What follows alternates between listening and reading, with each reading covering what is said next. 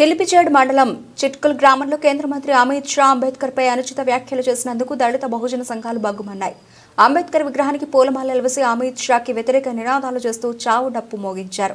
ఈ సందర్భంగా నాయకులు శ్రీనివాస్ జ్ఞాత భూమయ్య మాట్లాడుతూ మహోన్నతమైన వ్యక్తి బాబాసాహెబ్ అంబేద్కర్ దళిత జాతికి ఈ దేశానికి దేవుడే అని చీకటి బ్రతుకులలో వెలుగులు నింపింది అంబేద్కర్, ఓటు కల్పించిన అంబేద్కర్, ఈ దేశ సుపరిపాలనకు ముఖచిత్రం అంబేద్కర్ అని అలాంటి మహోన్నత వ్యక్తి అంబేద్కర్ అని తెలియజేశారు.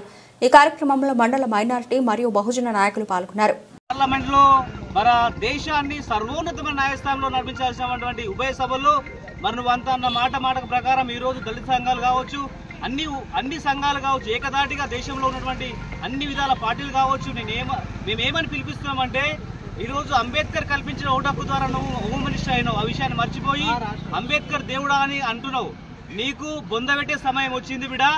భారత రాజ్యాంగం ఎప్పుడైతే నువ్వు ఉల్లంఘించినవో, భారత రాజ్యాంగం పట్ల నువ్వు ఎప్పుడైతే ఉల్లంఘించినవో, ఏ ఓటు హక్కు ద్వారా నువ్వు శాసనసభ ద్వారా నిర్మించబడ్డారు భారత రాజ్యాంగం ద్వారా నువ్వు హోమ్ మినిస్టర్ అయిన విషయాన్ని గమనించి మరి రాజ్యాంగాన్ని గౌరవించి ఈ దేశంలో ఉన్న అన్ని హక్కులను గౌరవించి మన ఈ దేశంలో బడుగు బలహీన వర్గాలను గౌరవించి మరి అంబేద్కర్ దేవుడా అంటే నిజమే బలహీన వర్గాలకు బలహీనమైనటువంటి వర్గాలందరూ కూడా అంబేద్కర్ దేవుడే, ఇప్పుడు కాదు ఎప్పటికైనా దేవుడే. చీకట్లో ఉన్న మా బ్రతుకులకు అన్నిటికీ భరోసా కల్పించింది బాబాసాహెబ్ అంబేద్కర్ మాత్రం ఒక్కడే.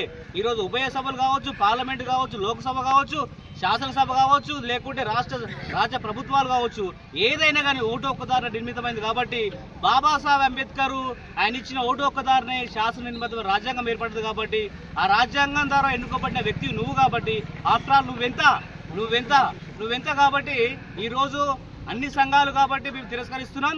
ఖచ్చితంగా నువ్వు వెనక తీసుకోవాల్సిన అవసరం ఉంది. ఎందుకంటే భారతీయ జనతా పార్టీ సంవిధానం వద్దు, రాజ్యాంగం వద్దు, మను సంస్కృతి ముద్ద అంటున్నావు. మేము దాన్ని వ్యతిరేకిస్తూ ఉన్నాం. మాకు కావాల్సింది రాజ్యాంగమే ముద్దు. రాజ్యాంగం అవసరం. రాజ్యాంగం ద్వారా ఓటు హక్కు ఉంది, మనిషికి స్వేచ్ఛ ఉంది, సమానత్వం ఉంది, సౌభ్రాతత్వం ఉంది. కాబట్టి అమిత్ షా నీ మాటలు వెనకాల తీసుకొని బాబాసాహెబ్ అంబేద్కర్ గౌరవించాల్సిన అవసరం ఉంది. కాబట్టి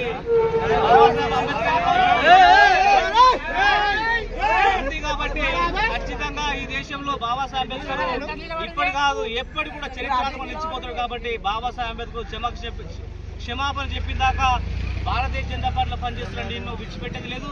బిడ్డ అమిత్ షా హోంశాఖ మంత్రిగా ఉన్నావు, నీకు చదువు ఉందో లేదో తెలియదు, కానీ ఈరోజు మహోన్నతమైన పార్లమెంటుకు రూపకల్పన చేసింది బాబాసాహెబ్ అంబేద్కర్ అనే విషయాన్ని గుర్తుపెట్టుకొని ఈరోజు బీసీ బిడ్డ అయినటువంటి ప్రధానమంత్రి నరేంద్ర మోడీ కూడా అయిందంటే కారణం దానికి రిజర్వేషనే కాబట్టి దాన్ని దృష్టిలో పెట్టుకొని మరి ఈరోజు ఎవరిని వ్యతిరేకిస్తున్నావు, ఏ సంఘాన్ని వ్యతిరేకిస్తున్నావు, నువ్వు దేశంలో ఎవరిని బతకరిస్తలేవు అనే విషయాన్ని గమనించి ఈ దేశం సమానత్వం, సౌభ్రాతృత్వం, స్వేచ్ఛ, ఈ లిబర్టీ మీద ఆధారపడి ఉంది కాబట్టి రాజ్యాంగం ఇచ్చినటువంటి గొప్ప అవకాశం కాబట్టి ఎప్పుడైతే అంబేద్కర్ను తిట్టినావో ఆ తిట్టును వెనుక తీసుకోకపోతే అన్ని కుల సంఘాలు కానీ రాజకీయ పార్టీలు కూడా అన్ని ఏకమై బిడ్డానికి బొందం పెడతాయని ఈ సందర్భంగా మేము తెలియజేస్తూ, ఒకవేళ ఈ భారతీయ జనతా పార్టీ తరఫున హోంశాఖ మంత్రిగా పనిచేస్తున్న నీవు అంబేద్కర్ పై ఎప్పుడైతే అనుచిత వ్యాఖ్యలు చేసినావో వెంటనే నువ్వు తీసుకుని అంబేద్కర్ క్షమాపణ చెప్పాలని సందర్భంగా తెలియజేస్తూ